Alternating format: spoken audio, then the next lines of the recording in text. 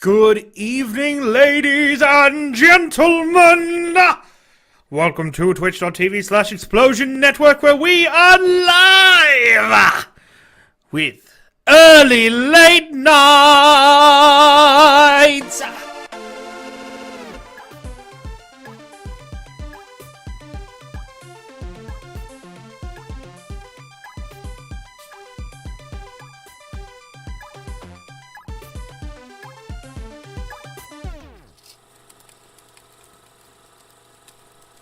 And now introducing your host with the most, make some noise for Ciaran Marchand!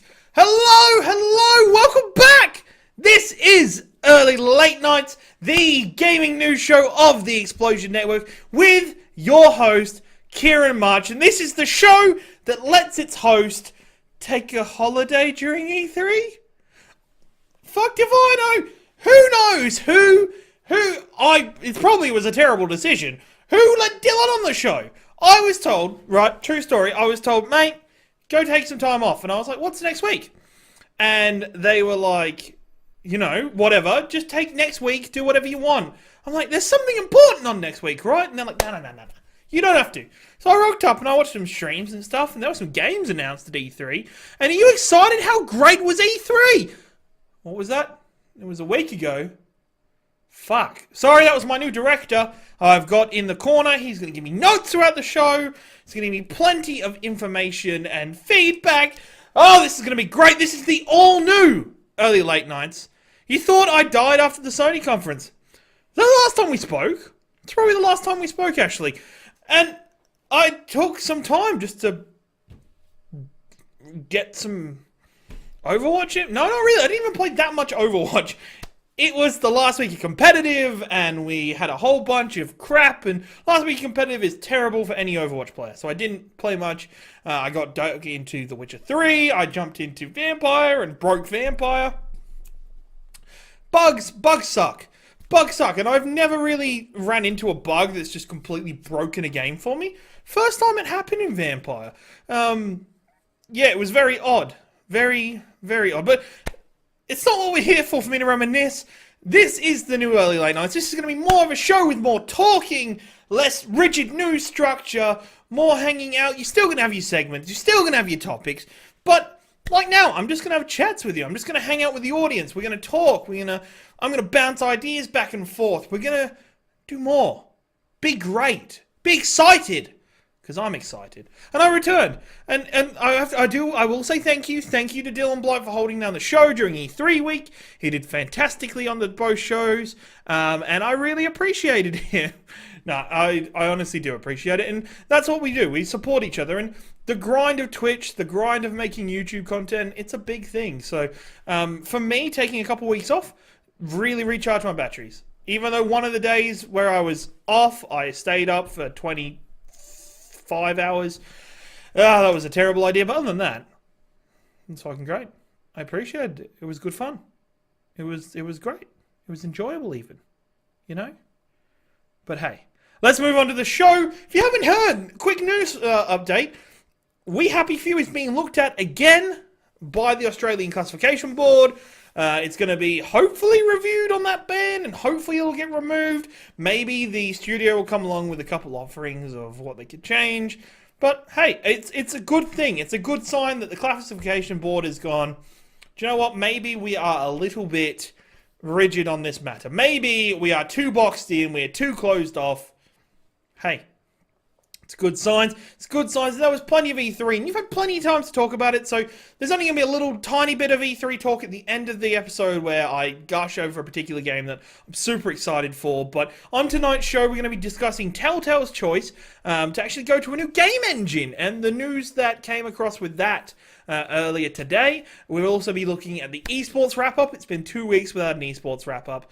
I'm super excited. There's been some great events happening in eSports, and I'm excited to see where that goes and how we draw further with it. And also, I will be going over Games Done Quick. I don't know if you've heard about it. You most likely have, but it is a fantastic event, a super fun event, and I'm super excited to see what could happen with it and what could develop with it. So I hope you enjoy the show. Feel free, if you're in chat live here, ask any questions, interact, yell at me, do whatever you can. Hopefully, we will get somewhere.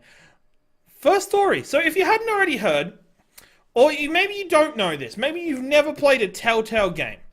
Because some people haven't played Telltale games. It's not a game that they're fully into or they haven't enjoyed or whatever. Whatever the matter is. Telltale has recently announced that it's getting rid of its engine, it's moving to Unity. Woo! That is exciting, that is happy, that is great. Thousands of fans everywhere are rejoicing currently because if you've read a review about Telltale or you've been on Twitter and you've gone to Twitter about Telltale, you will have noticed that there's a bit of anger in the gaming community about Telltale's gaming engine because honestly, it's fucking terrible. A lot of the stuff, even the Walking Dead, the season 3, the engine was new, it was better, but it wasn't good. It was kind of off a little bit, so to see that it's fantastic to see that they're actually moving ahead with an engine change. So Walking Dead season 4 will actually be the last game made on that engine. So currently, the engine has been used for about 14 years, 34 different games.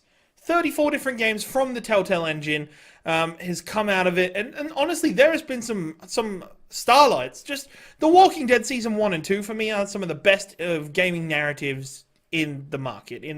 In the world, I'm in love with them. I enjoy them. I'm always enthralled with them and really dive into them. And then, it has some low points like Game of Thrones and Guardians of the Galaxy were both buggy and the stories weren't that great and they had problems.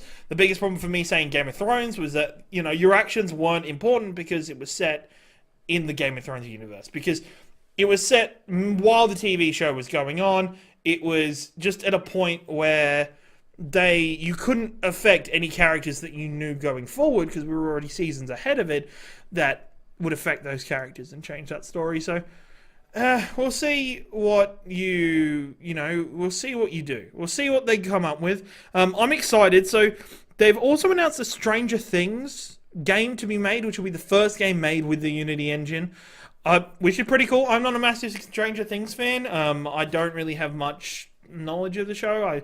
I've watched a little bit, and honestly, it's been reported that Telltale didn't really want to make a Stranger Things game. They didn't feel comfortable with the narrative, and they've still gone ahead with it. So I'm interested to see. There is reports that maybe there'll be something with Netflix, that they'll actually be streamed on Netflix as well, which is interesting. HBO wanted to do something very similar with Game of Thrones. It didn't quite come off, so we'll see how that grows.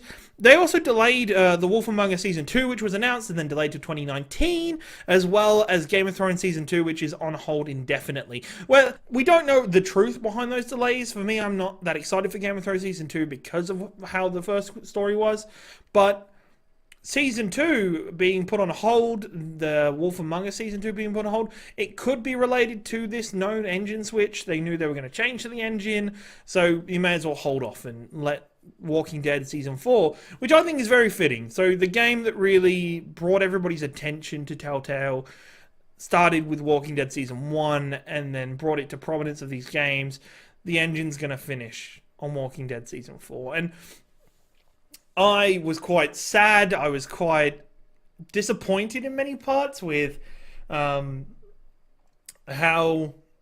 not disappointed, but I was sad to see this is going to be the last time we play a game with Clem.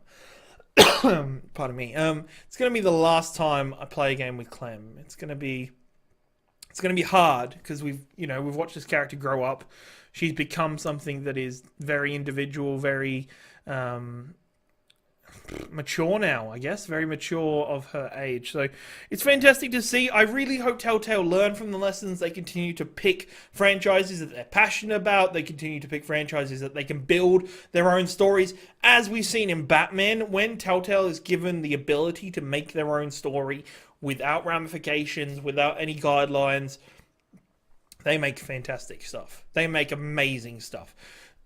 To think in the catalog there is Walking Dead and there is Batman on one side of being amazing games, and then you have, Guardians of the Galaxy and Game of Thrones on the other.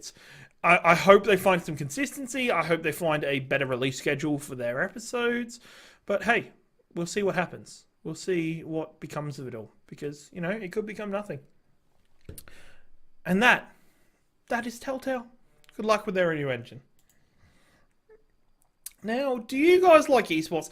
I love esports, and it's something that I take pride on in other late nights. So the esports wrap up is staying. I thought about it, I tossed it down, but I think for the future of gaming, pardon me for 2 seconds.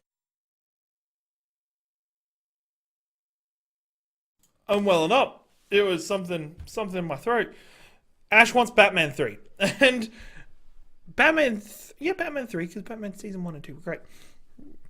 But esports is the future of gaming in many ways. There's a big esports growth, and I'm super excited with the esports growth in Australia. So esports has been slowly growing with the support of the AFL, with sports teams buying into it, with now the Melbourne Open being announced for I think it's September 1st and 2nd.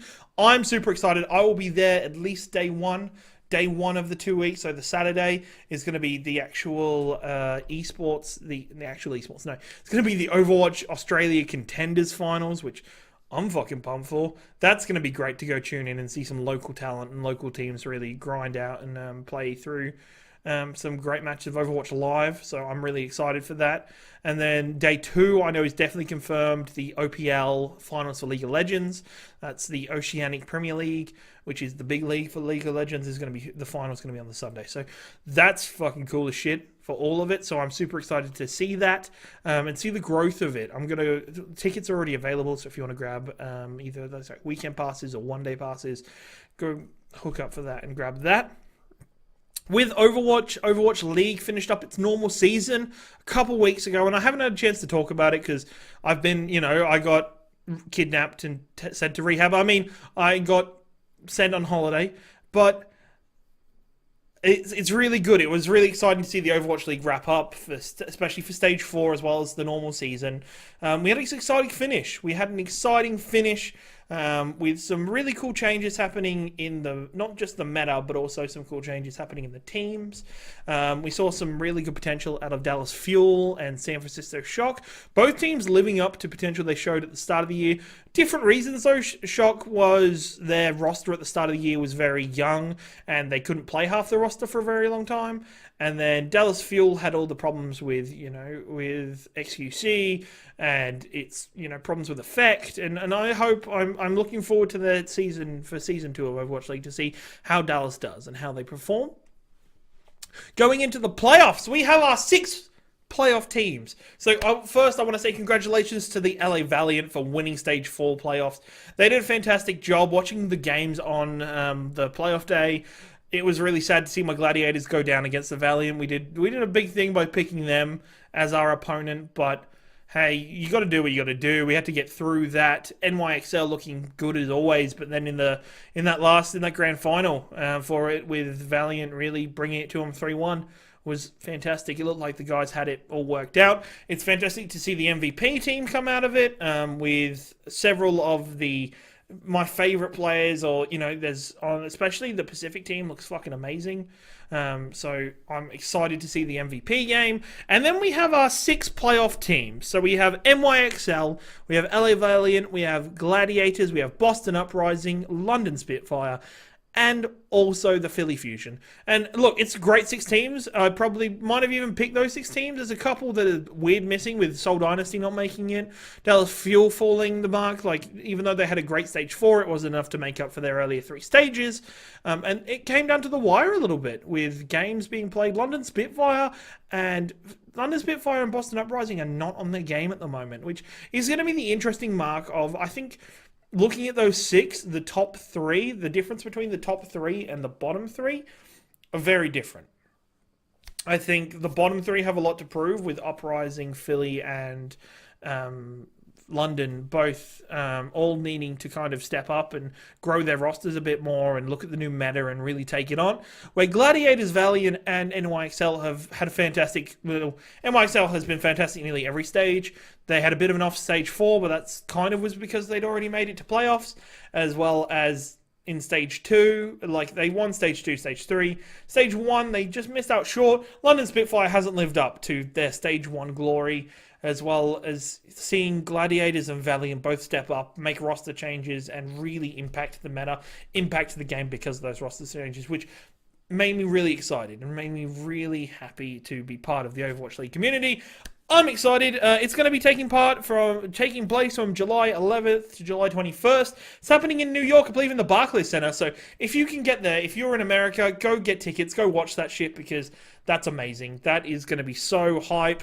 I'll be watching it from home. Pretty much every game will be watched. All the games are best of threes. The top two teams of each division, which were the NYXL and LA Valiant, they get a first round bye. So the bottom four teams, so Gladiators, Philly Fusion, London Spitfire, and Boston Uprising have to play around one game, and then they move as normal with it being single elimination. Best of threes. It's going to be fucking great. It's going to be the best Overwatch you'll see all year. So I'm super excited to see exactly what's going to come from it. And then we had Dota 2 is having the international. Let's go LA from Zyga. I know look, the LA Gladiators are my boys, but I have a special spot in my heart for Scott Kennedy, who's Custer. It's great to see an Aussie doing so well in the league. So it's fantastic. And I'm excited. I'm super excited. Please tweet at me at your boy Ringo. Join in the show because there's going to be more news coming from it. There's going to be more news in the off-season about Overwatch League, about teams making changes and rosters, which I'm super, super excited for and anticipating. So we'll see shields go up or wings out. And I hope one of those two win the overall playoffs. But the NYXL are going to come strong. Moving on to Dota 2, the International is on its way! The International 2018 was announced a couple months ago, and we have all of our teams locked in now. There was the direct invites, and now the qualifiers have just finished today.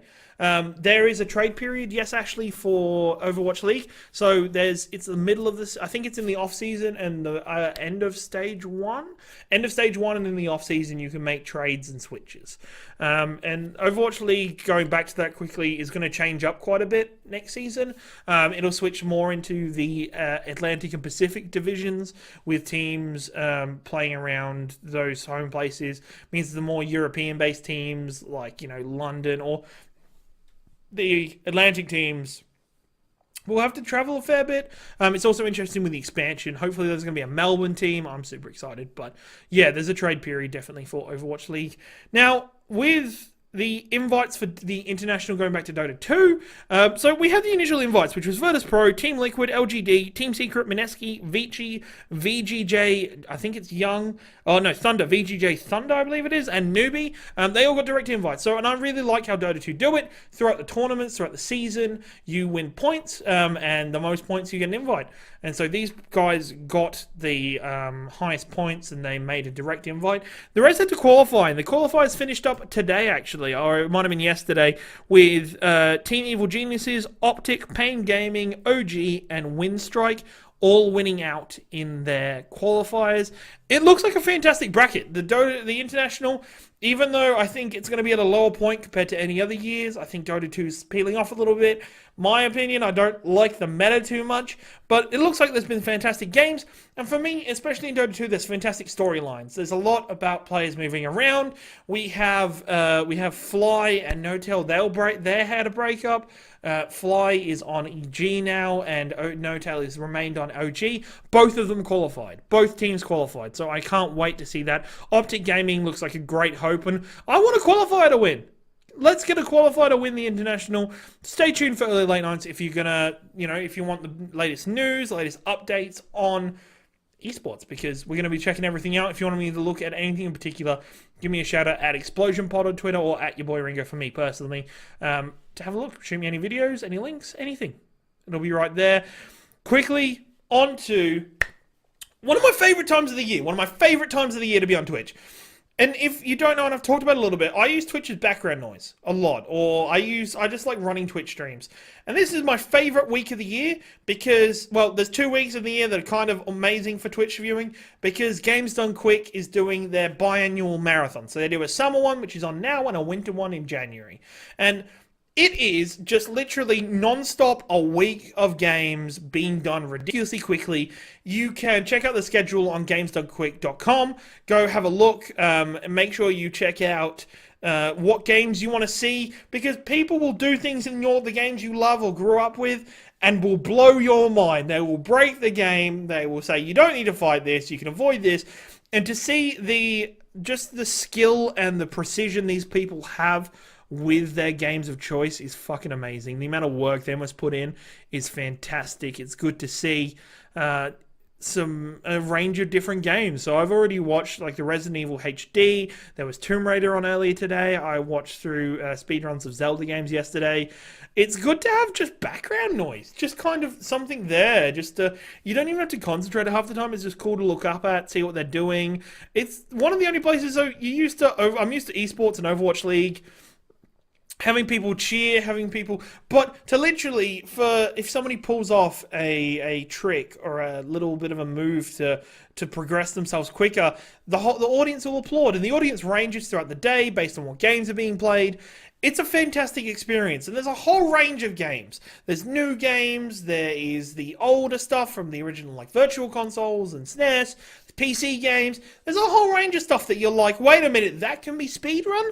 That game can be speedrun. It's amazing. And to just see the little tricks, the little hints, little bugs people have found in codes is pretty amazing. So please go check it out and go donate.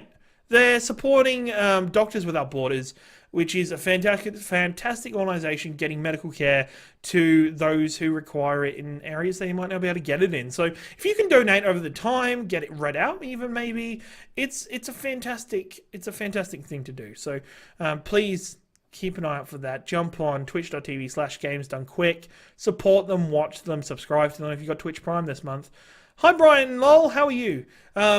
You've got to really get involved because they're a fantastic organization. And that's all I really wanted to say, but I want to make sure we say it. And then my tidbit of the week. Tidbit of the week. Me gets to gush over a game. And look, I didn't get to gush. I had my 2 weeks off the channel.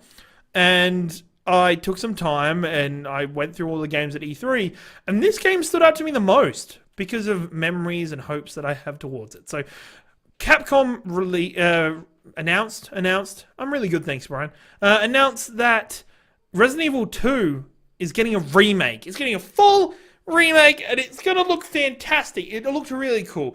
And to see, so just to give it a short, because I've told this story quite a bit, that when I was growing up as a kid, I have pretty big memories of watching my dad play Resident Evil 2. And we bonded quite a bit over it. I was shit scared of that game, and there was many nights I was having nightmares. But to see this game in its glory, to see it all looking pretty, Leon Kennedy is one of my favorite characters. I love Leon.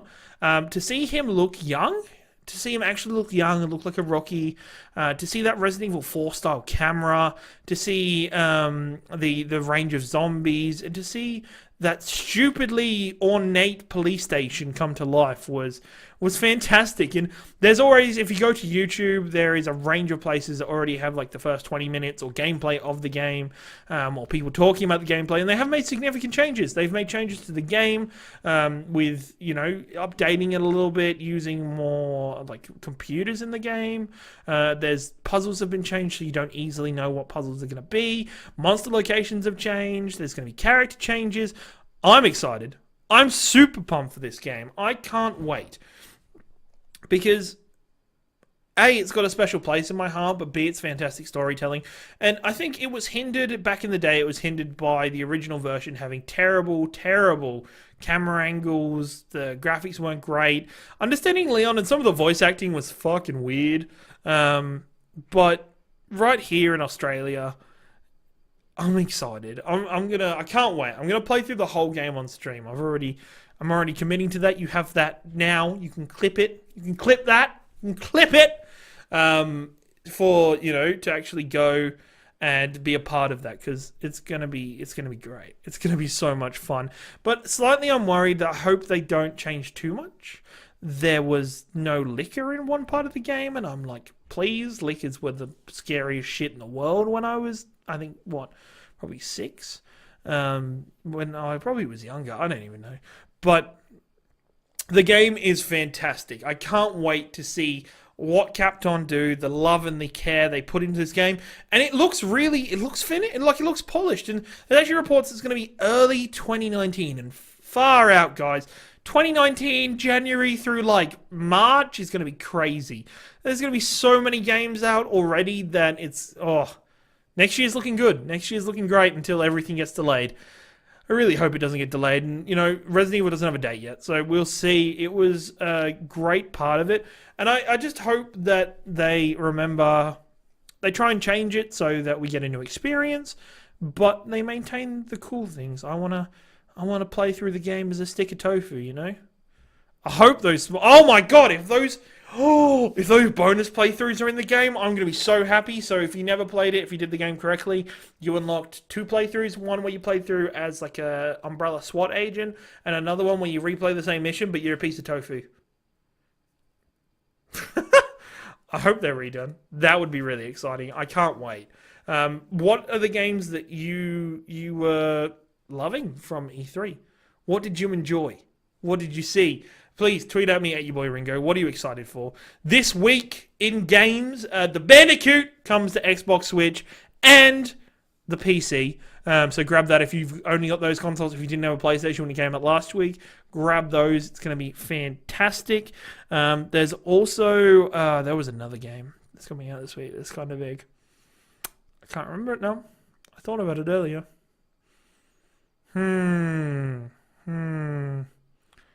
Wait, it's already been announced for January 25th, 2019? Shit, I didn't read. Was it in the trailer? Was it already announced? I didn't think it was already announced. That's fucking crazy. Super King for Cyberpunk? Yeah, F-Gen Sledge, welcome to the show. Super King for Cyberpunk, I thought that trailer was fucking balls, but there's no way that's next... If that's next year, that's fucking insane. I will be super pumped as I'm playing through Witcher as we speak right now. I'm excited for Cyberpunk. That trailer was fucking nuts. That trailer was so nuts. And to see, if you want to go back and see my reaction from the show, I was pretty hyped. And Spooderman's Spooderman. I didn't need to see anything at E3 to be excited for Spider-Man, but to see the range of villains, and I think there was another villain spoiled, and I didn't read the article because I don't want to spoil too much more of that game, but to see the array of villains in that game makes me so excited, because that was my childhood, was watching the X-Men TV show and the Spider-Man cartoon show. The Spider-Man cartoon show was like, who's the villain this week? And they were all awesome. Fuck Death Stranding. Ash, why did you ruin it? I was excited. You bring that shit up. None of this Kojima bullshit. Kojima crap. Crapella.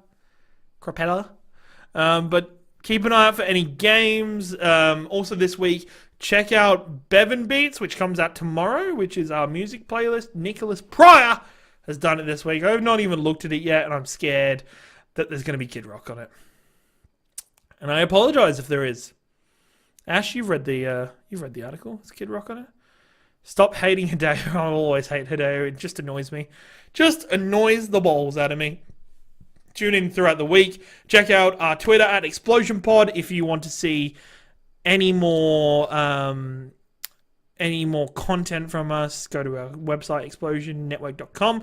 Tweet at that ExplosionPod account, or me at your boy Ringo. Any ideas you have for the show? Anything you want to see spoken about? I'm excited.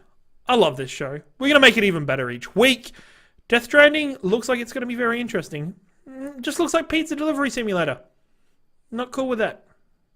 I don't know. What even is that game? You're making me think about Death Stranding. Have a very good director. Have I got any notes? I did great. I did great. My new director, producer, he's fucking great. Good on him. Thank you very much for joining me right here on twitch.tv/Explosion Network. This has been Early Late Nights, which is here every single Tuesday and Friday, Australian Standard, Eastern Standard Time of 6:30 p.m. and then straight after we play some games. So tonight I'm going to be playing that Captain Spirit in like 5-10 minutes. I'm excited for that. But please tune in for streams, tweet at us what games you want to see any of us play. We're excited. I'm excited. Stream, man. Spoilers, no Kid Rock from that. Yes, no Kid Rock. It went from me being excited about games, it went to, oh no, I'm thinking about Hideo Kojima. No Kid Rock on the freaking Bevan beats. Oh yeah. Oh yeah. Awesome. Great job. Have a fantastic week. If you can't make it live to the show, make sure go to our YouTube, youtube.com/Explosion Network, or any good podcasting service and look it up. Late nights. Download it. Have a good night. See you later.